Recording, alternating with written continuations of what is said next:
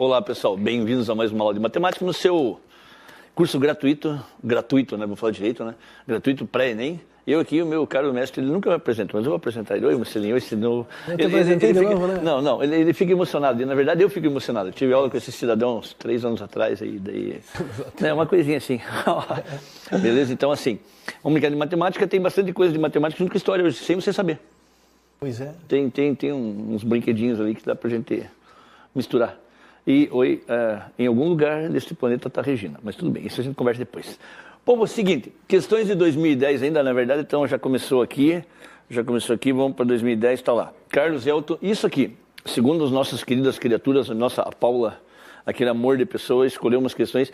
A gente está tentando, é muito difícil por causa do ano, então assim, o certo seria, e mais legal para vocês, seria separar a matéria por... matemática básica, depois geometria espacial, plana e tal. Mas é muito complicado porque vocês têm que tirar xerox dessas provas também. Então, está tentando centralizar dentro do mesmo ano. Das questões de 2010 ficaram essas aqui de hoje, que vocês vão ver aqui, ó. Geometria hoje vai brincar de quê? Figuras geométricas, com área e volume para brincar. O Raiô, a gente já viu o Raiô semana passada, é japonês. Daí, o que mais? Volume e área, figurinhas planas para você brincar e figurinhas espaciais. E a primeira figurinha tem a ver contigo. Eu lembro da aula passada que você falou disso. Das pirâmides. Lembra como é que é o nome daquele ser? Você deve saber, eram os deuses astronautas lá. Eric von Däniken. Tem um monte de teoria maluca sobre isso, né? Sim, porque na verdade, né, Coruja, os egiptólogos não sabem como as pirâmides foram construídas. Porque eles não deixaram nenhum papiro, não deixaram escrito em lugar nenhum as técnicas que eles usaram. A última que eu vi, se não me engano, os caras estão dizendo que eles construíram do vértice para baixo. Fizeram rampas laterais. Exatamente, né? Iam escavando e colocando as pedras para baixo. Rampas laterais e colocando as pedras, mas não há como saber exatamente. E tem umas teorias assim com água, lá era um lugar que tinha bastante água, fácil. Madeira também, tinha bastante madeira. Se não me engano, foram os japoneses que tentaram fazer uma prova esses tempos aí e não conseguiram. Engenheiros japoneses e arqueólogos franceses. E não conseguiram. Eles, numa escala pequena, eles conseguiram mostrar que era possível. Era possível. Mas que estranho, né? Com aquele rampas, peso, né? com aquela madeira toda. Não. Vou deixar pro Eric explicar. Mas o Eric, as teorias dele são totalmente furadas. Né? Furada. Então tá. Pessoal, questão de 2010, provas 1, questão 163 de matemática. Vamos dar uma olhada lá. A ideia de usar rolos circulares, rolo circular também é brincadeira, né? Na verdade eram cilindros, mas assim, como ele está usando um comentário, vamos lá, rolos circulares para deslocar objetos pesados, provavelmente, daí vai naqueles prováveis, acho e tal, surgiu com os antigos egípcios ao construírem as suas pirâmides. Está aí o professor Mocelin que não nega que talvez seja verdade. Talvez seja verdade. Daí, representando por R o raio da base dos rolos cilíndricos, agora ele explicou que o rolo é uma criatura cilíndrica lá, então assim, representando por R o raio da base daquilo ali, em metros, então está a unidade da resposta, a expressão do deslocamento horizontal y, então a criatura vai fazer aquele troço se deslocar na horizontal e ele chama de y, do bloco de pedra que está desenhado lá e a gente já vai brincar, em função do raio após o rolo ter dado uma volta completa sem deslizar. Nossa, que coisa mais confusa, você viu que tem muito... Em português eles iam dizer que tem aposto demais, tem aquela vírgula demais no comentário, vírgula e troço vai abrindo. Bom, pelo que eu entendi, diz o seguinte: você tem um cilindro de raio R, esse cilindro vai estar, por exemplo, aqui, começando a marcação aqui, ele vai dar uma volta completa. Quando esse cilindro dá uma volta completa, esse bloco de pedra, essa pedrinha vai para lá. E ele quer saber o quanto essa pedrinha vai para lá, que ele chamou de Y ali, dependendo do raio da base dessa coisa. Mocelin, posso te dizer que essa aqui foi uma das questões mais difíceis que eu já vi? Sério, por incrível que pareça. Ela é muito boba, mas assim, o pessoal pensa errado. O pessoal pensa o seguinte, e eu já trouxe depois equipamento para brincar. Ele pensa o seguinte: você pega a tua circunferência, coloca o teu bloco aqui em cima.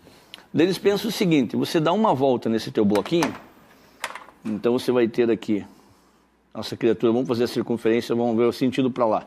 Você dá uma volta nessa tua circunferência, no final você vai ter uma coisa aqui, teu bloquinho parado lá, e segundo a teoria que está certinha, quando você der uma volta completa com nessa circunferência, esse bloco aqui também vai andar o equivalente a uma volta. Então, assim, simplesmente quando ele falou aqui que é sem deslizar, como os dois estão tracionando um no outro, quando você empurrar para lá uma volta, o bloco também vai deslocar uma volta. Bom, teu problema seria encontrar, então, quanto vale uma volta de uma circunferência. Uma volta de uma circunferência é o comprimento de uma circunferência. O comprimento de uma circunferência é aquela fórmula dos dois franceses, os 2πr. Então seria isso. Daí você vai falar assim, nossa, a resposta é 2πr. Daí é que bonitinho. E o pior de tudo é que, olha lá, existe resposta. Daí depois, assim, acho que 90% de quem fez essa prova marcou isso. Daí quando você for ver o gabarito, é para frente, seu orelhudo. Olha que amor o gabarito. 4πr. Povo, ia acontecer um acidente. Agora vocês vão ver no púlpito. Ia acontecer um acidente. As criaturas entenderam o exercício assim, ó. Vamos ver se eu consigo explicar. Eu trouxe de casa aqui já. Cadê? Para cá, para lá, para lá, para lá, para cá, para lá. Imagina o seguinte. Se isso aqui fosse uma máquina, mocinho. Então tá aqui. Se isso fosse uma máquina, esse copo aqui seria uma roldana, estaria fixa. Quando você estivesse rodando isso aqui, rodando, né? O bloco deslizaria para lá, os 2πr, mas essa coisa continuaria no lugar. E foi isso que o pessoal pensou. Agora olha a maldade. Vamos ver se eu consigo colocar mais para cá e eu consigo sacanear com o nosso amigo câmera, mas é sem maldade, tá? Quando você faz isso, você está rolando o conjunto. Então eu vou mostrar de onde começou. Vou colocar meu dedo na frente. Você está rolando o conjunto. Então assim, o cilindro andou os 2πr e o bloco mais os 2πr. Eles se deslocaram duas vezes. Então, assim, esse conjunto dá o comprimento da circunferência duas vezes.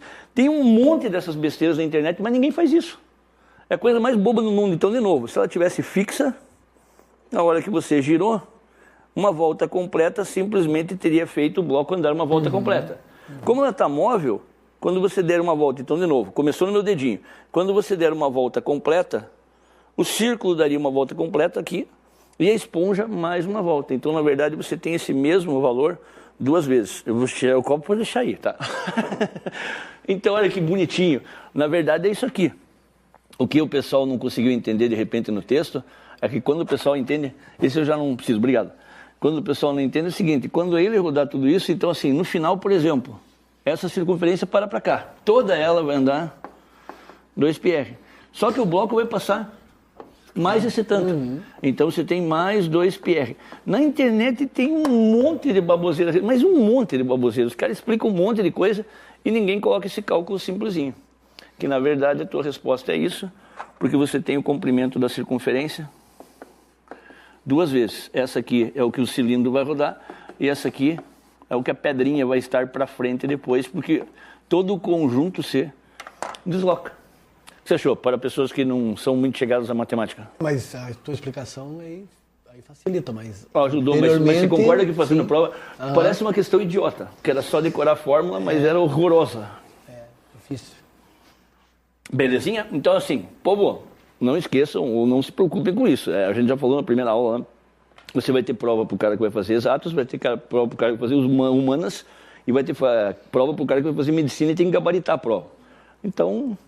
Esse daí tenta adivinhar. Aliás, o Mussolini falou na aula passada um negócio, eu não quis atrapalhar. O cara que marcou isso daqui, 2πr, provavelmente teve uma nota muito próxima da nota total, por aquela teoria de resposta ao item. Mas não teve a nota total. Até porque a maioria das pessoas marcou isso. Você precisa ver os fóruns depois. Ah, mas dava isso, dava isso. Não, não dava. Tranquilo? Que desenho horroroso, vou apagar só esse aqui, porque senão depois o pessoal vai pensar que eu passou a quarta série para fazer desenho. Tá lá. Próxima questão de 2010, vamos brincar de geometria ainda. Uma metalúrgica recebeu uma encomenda para fabricar em grande quantidade uma peça com o formato de um prisma reto de base triangular. Você não assusta esses troços aqui? O cara vai... Base triangular. O cara olha depois um pedaço de queijo. Manja um queijo? Fica melhorzinho, né? Às vezes assusta o nome, né? Daí, cujas dimensões da base são 6 centímetros, 8 centímetros e 10 centímetros. Depois eu comento por que é prisma reto de base triangular. E cuja altura é 10 centímetros. Tal peça deve ser vazada de tal maneira que a perfuração na forma, né, o burro, na forma de um cilindro circular reto seja tangente às suas faces laterais. Credo, dá para fazer uma poesia com isso aqui. Conforme mostra a figura. Bom, deixa eu detalhar tudo o que ele falou na figura. Ele falou o seguinte, que isso aqui é um prisma triangular. Prisma são aqueles caras que têm as duas bases. Eu vou apagar depois. A de cima e a de baixo são iguais. E as faces laterais são paralelogramos. Então, no caso aqui, você vai ter um retângulo aqui. Você vai ter um retângulo na frente. E você vai ter um retângulozinho no lado. Isso é um prisma. Se tem todas as faces laterais são paralelogramos. A base de cima e de baixo são iguais. O nome do prisma é prisma triangular, porque a base é um triângulo. O que mais que ele falou nesse monte de baboseira? Daí ele falou assim que tem que colocar um cilindro reto. De novo, por que o cilindro é reto? Porque você tem um cilindro... Agora não dá, agora eu vou ter que fazer direitinho aqui, porque senão esse troço vai virar uma zoeira. Um cilindro reto porque a altura do seu cilindro e a base aqui são perpendiculares. Na verdade, assim, porque o eixo do cilindro é perpendicular à base. Tá, então assim, e ele diz que o cilindro é tangente. Quanta palavra, né, Mussolinho? O que é tangente lá na figurinha? É isso aqui, ó, povo. Esses dias eu estava fazendo um comentário com o pessoal lá dele. Professor, tipo assim, isso aqui é um círculo inscrito numa circunferência, está dentro. Não, não está dentro. Quando você tem um círculo inscrito, além dele estar dentro, ele tem que estar tangenciando os lados. Agora, nem com obra divina. Ele tem que estar tangenciando os lados, ele tem que tocar nos lados. Então, na verdade, é isso aí. Você tem um triângulozinho, o desenho ficou horroroso, mas eu vou para o desenho que estava feitinho. Você tem um triângulozinho, bastante rabisco. Esse triângulozinho foi cortado por um... Antigamente tinha uns negócios, você vai lembrar. Lembra dos furador de laranja maravilhoso para fazer suco? O cara pegava um negócio e rosqueava a laranja, e depois pegava e exprimia a laranja. Você lembra daquilo, não? Era muito vagabundinho, mano. Você é capaz de não ter. Você era um cara mais polido e tal. Mas tinha uma peça vagabunda que transformava a laranja em uma torneira. O cara fazia, rosqueava aquilo, era um cilindro, depois ele exprimia. É isso que eles fizeram aqui. Passaram um cilindro dentro do teu triângulozinho. Tranquilo, mais ou menos, tem, Mussolinho? Depois da bagunça? É um queijo. E dentro do queijo, se fosse em Minas, dentro do queijo, eles fizeram um caminho de rato. Olha o que o maldito pergunta depois de horas. Qual é o raio da perfuração da peça? Vamos lá, Mussolinho. Então, olha que brinquedinho lindo. Para alegria de todos, eu sei que esse triângulo é retângulo, porque ele falou. Professor, mas tem que calcular a hipotenusa. Para alegria de todos, também não precisa. Isso aqui era 10, aqui em cima também é 10. Então, de verdade, vamos ver se eu consigo fazer o desenho. De verdade, o nosso problema é uma coisa assim. Você tem um círculo, você tem um ladinho aqui, até que ficou menos pior. Valendo, esse eu vou até deixar. Passei da 6ª série já no desenho. Um ladinho medindo 6, outro 8 e outro 10. E o que ele quer é que você encontre o rainho dessa circunferenciazinha. Alguma ideia maravilhosa, Mussolinho?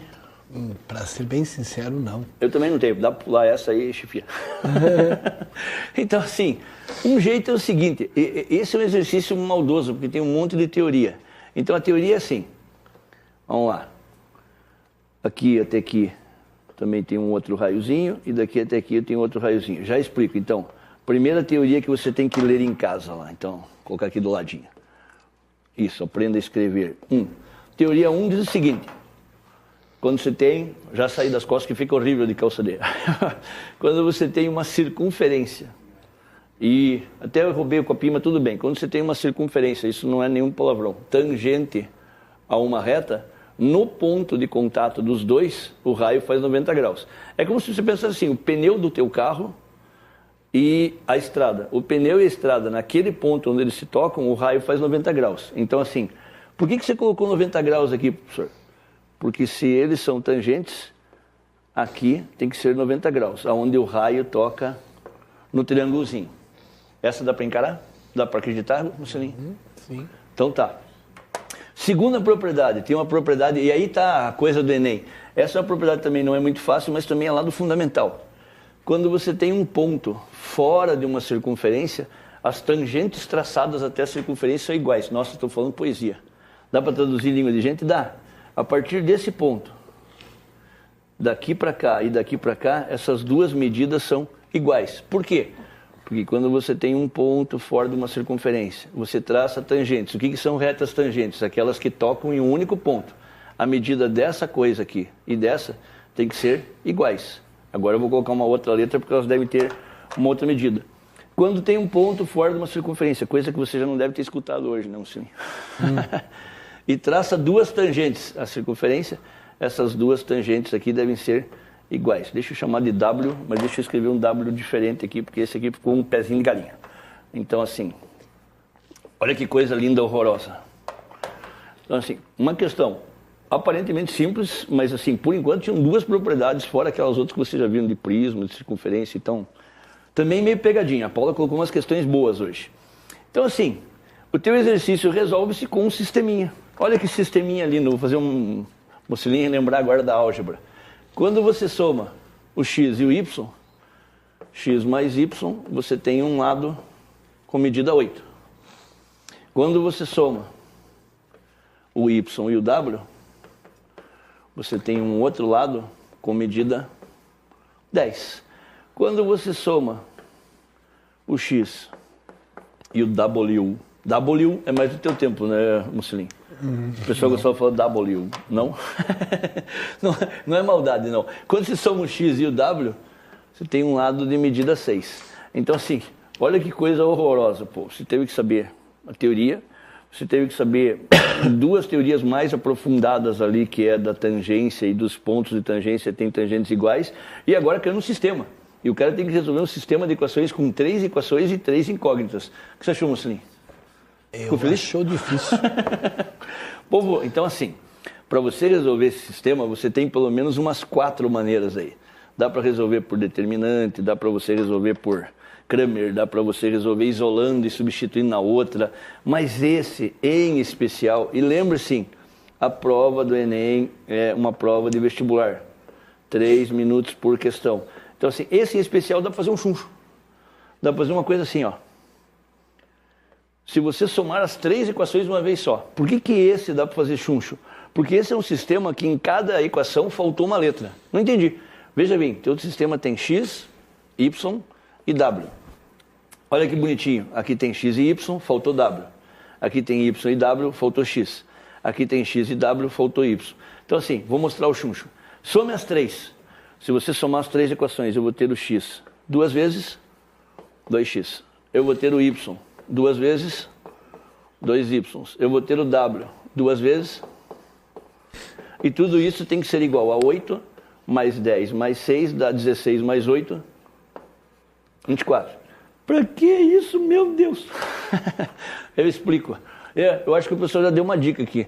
Se você pegar essa equação inteirinha e dividir por 2, você vai ter uma coisa assim. Vou continuar na próxima tela, fica bonitinho. Se dividir por 2, você vai ter assim, x mais y mais w vai ser 12. Você tem a soma das 3 dimensões. Mas não é isso que ele quer. Vamos para lá.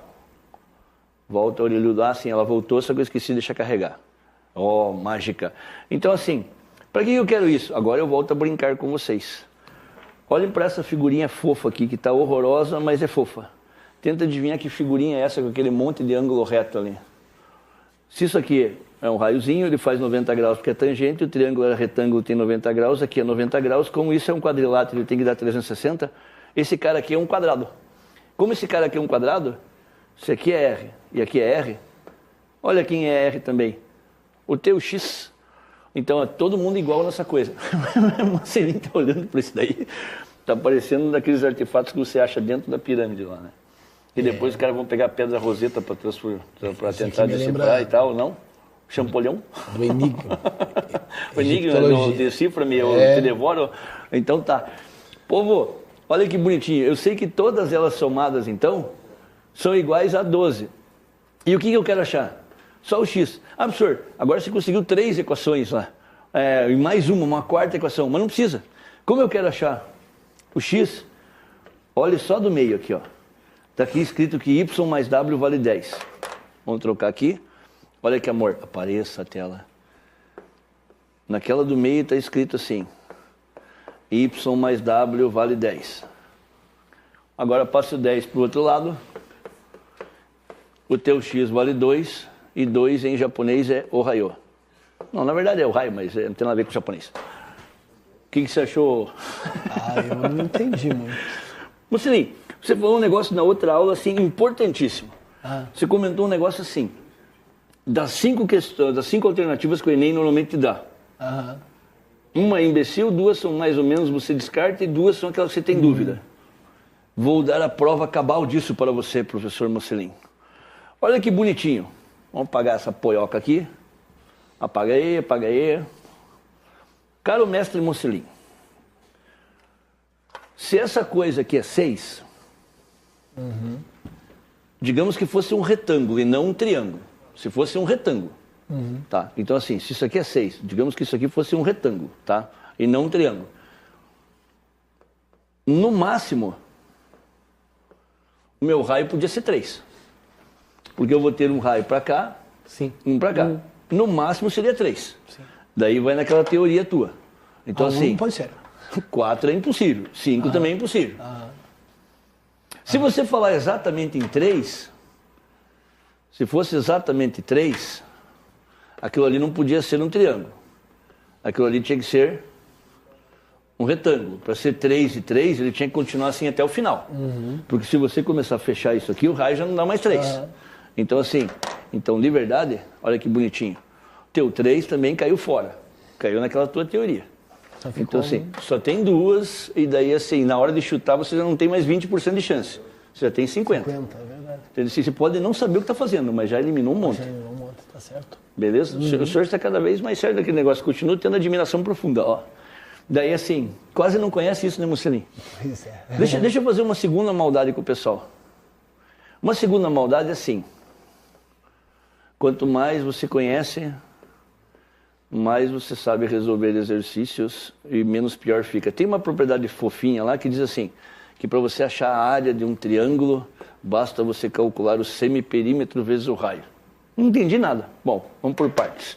Eu sei que o meu triângulo lá tem 10, 6 e 8. Daí assim, como esse triângulo é retângulo, um jeito bobo de você calcular a área é assim, a área do triângulo é o quê? Base vezes a altura dividido por 2. Isso dá a área do triângulo. Acho que aí está tranquilinho.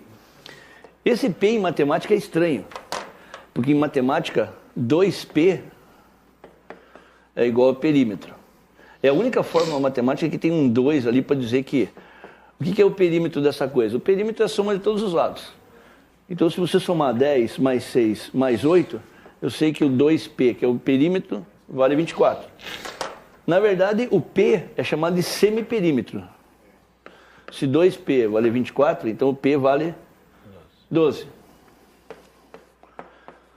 Olha que bonitinho, sempre que você tem uma circunferência inscrita, a área é isso aqui, semiperímetro vezes o apótema, o raio da circunferência inscrita, o raio da circunferência que está dentro.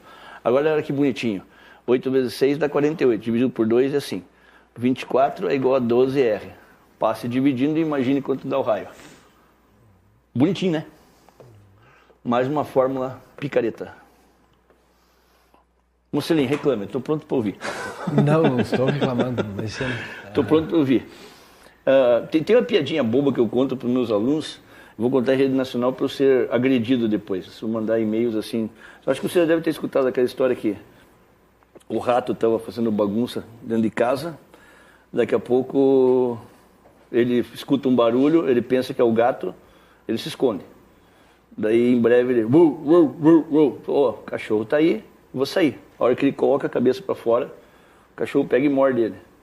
O cachorro não, perdão. O gato pega e morde ele. Eu falei assim, escuta, mas escutei o cachorro. Ele falou, ó, o cara que não manja 2 idiomas hoje está morto. Entendeu? Eu sei que é besteira, mas assim, quanto mais fórmula você souber, mais fácil. Eu fiz a primeira, e normalmente quem resolveu esse exercício resolveu do primeiro jeito. E é muito trabalhoso.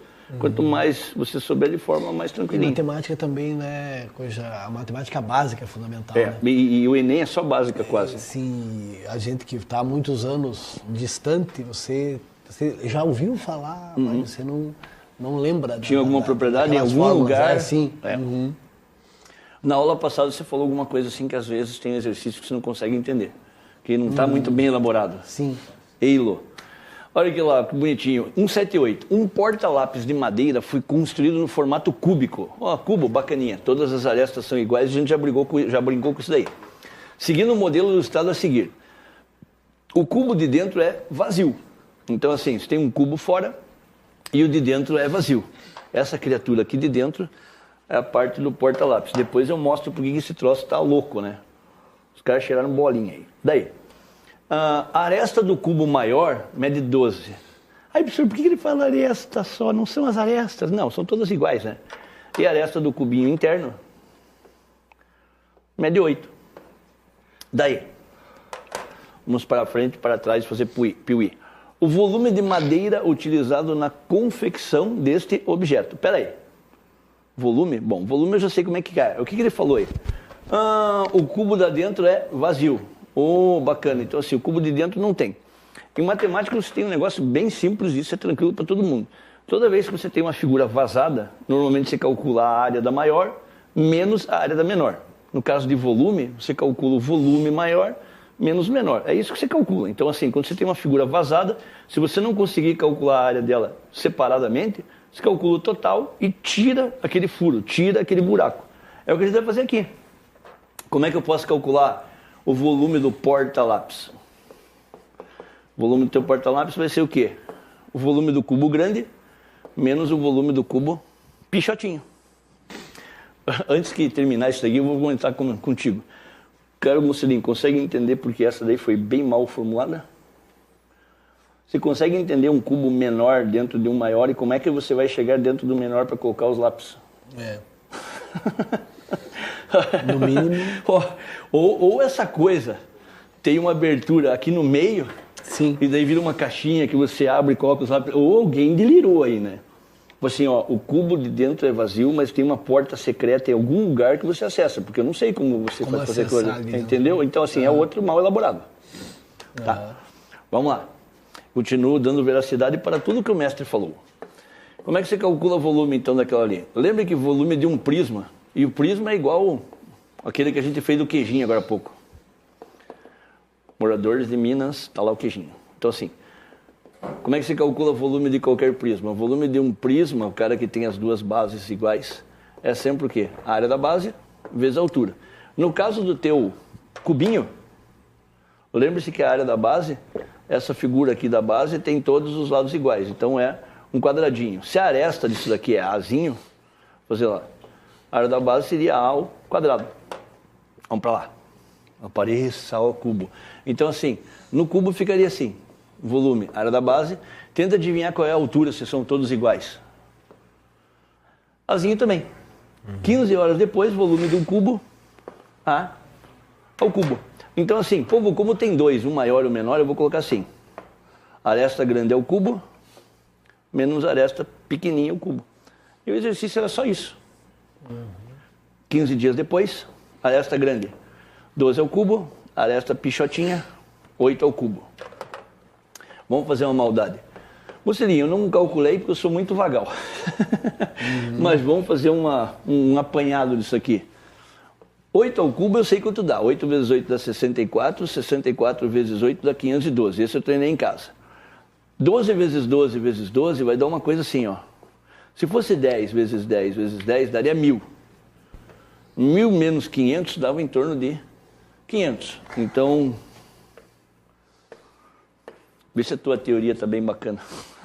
Pois é. 3 respostas totalmente estúpidas. Então, assim, o troço está muito longe daquilo ali. Tá? Então, assim, a resposta, se fosse 12, que é um número bem menor, dava em torno de 500. Aquilo ali está muito longe. Para alguém que entende um pouco de matemática, né? O cara está com pressa, vai entregar a prova. Assim, eu não sei fazer esse troço aí. Rápido. Tem até como você colocar em evidência os troços aqui, mas não vou fazer isso para dar uma maldade. Então, assim, eu sei que, por enquanto, 12 vezes 12 é 144. Eu treinei em casa. Vezes 12 também, que eu não treinei em casa, vai dar 288 mais 144. 8, 4, 2 e 1, 7. Então, assim, ó. 1728. Muitas vezes você resolve o exercício só pela última casa. Quando você fizer 8 menos 2, vocês são vagabundagem. Né? Muitas vezes você mata... Tem que ter treino, né? Tem. Depois no tempinho fica mais massinha, ó. Mas assim, muito cálculo às vezes no Enem. Você leva muito tempo fazendo exercício. Então, quanto mais você acostumar com esses macetes aqui, mais... Tô deixando você menos triste agora? Não. Ficou menos... Alguma coisa eu até tô conseguindo entender, já tá bom? Essa aí tá bacana. Então assim, mas de novo, o cara que vai tentar entender esse exercício, tá lá, 1212. O cara que vai tentar esse exercício vai perguntar como é que coloca o lápis ali dentro. E também tem uma coisa, né? Quando você vê que você não tem condições de responder a questão, vai adiante, né? Sim. Uma coisa que aconteceu várias vezes, eu já comentei com alunos, os caras que me conhecem, vou comentar com você aí do Brasil, só não abra. Às vezes você conhecer alguma coisa fora da sala de aula é pior do que não conhecer. Então assim, já explico.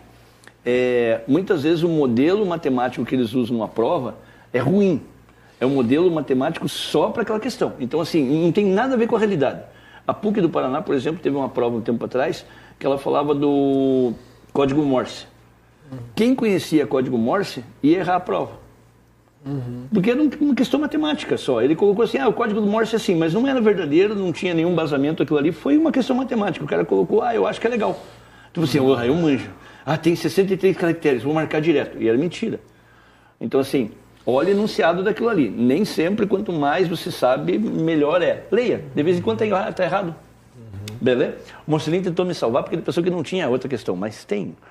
Olha que amor, em um casamento os donos da festa serviram champanhe aos seus convidados em taças em formato de um hemisfério. Hemisfério é fácil, eu sempre lembro do cérebro. Hemisfério o que é? Metade de uma esferinha. Tá lá. Daí, só que claro que a taça não vai estar de cabeça para baixo, porque senão vaza.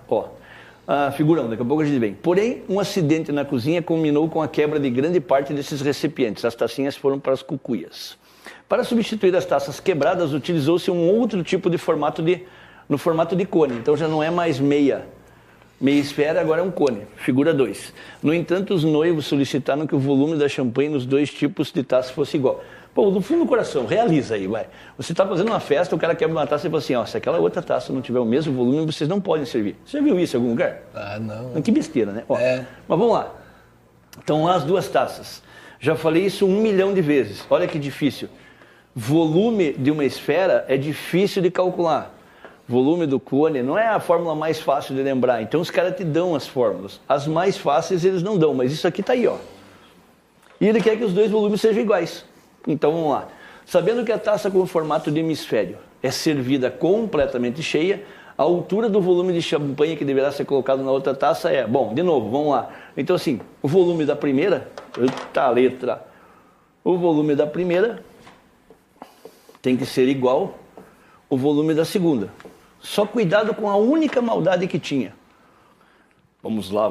Ele vai me dizer 1 minuto. Então, assim, a única maldade que tinha. Povo, como isso daqui... aguardando. Como isso daqui é meia esfera, então, assim, essa fórmula aqui não está certa para isso. Se você tiver meia esfera, você tem que dividir isso por 2. Quando você dividir isso daqui por 2, você vai ter alguma coisa assim do tipo 2/3 de πr ao cubo. Então assim, vamos lá bonitinho com esse troço. Então assim, o volume da tua esfera, 2/3 de πr ao cubo, tem que ser igual ao volume do teu cone, que está escrito assim, 1/3 de πr ao quadrado vezes h. Vamos ver o que interessa nessa coisa. Aliás, vou fazer mais maldade depois, se der tempo.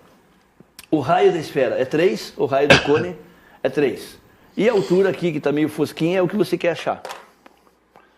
Vamos para lá, apareça. Como você tem 3 dos dois lados, esses 3 você corta. Como você tem pi dos dois lados, corta o pipi, se você for menina, principalmente. Homem vai doer um pouquinho. Mas aqui é o quadradinho. Não, aqui é πr, é o quadradinho, o orelhudo. Vai fazer em aca de novo só porque não tem tempo. πr é o quadradinho. Dá até para simplificar mais, povo.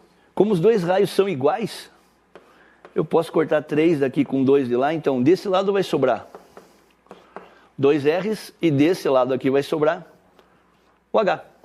Olha que bonitinho. O H é igual a 2 R's, mas o raio é 3. Então, 2 vezes 3, 6. Você viu que agora tem umas maldades quando você tenta usar só as respostas, né? Olha aqui, Mussolini. Você tem um número que é metade do outro. Daí o cara falou assim, nossa, eu entendi a pegada, ó. Tinha lá, ó, aquilo lá era metade, então devia ser 113. Assim... Mentira, não tinha nada a ver com nada. Beleza? Carlos Mussolini, aguentou?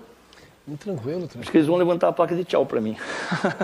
Pessoal, espero que vocês tenham gostado, espero que tenham ido tranquilo, espero que tenham entendido. Procura a teoria, procura a gente, manda um e-mail e até a próxima aula, beleza? Obrigadão. Tudo de bom.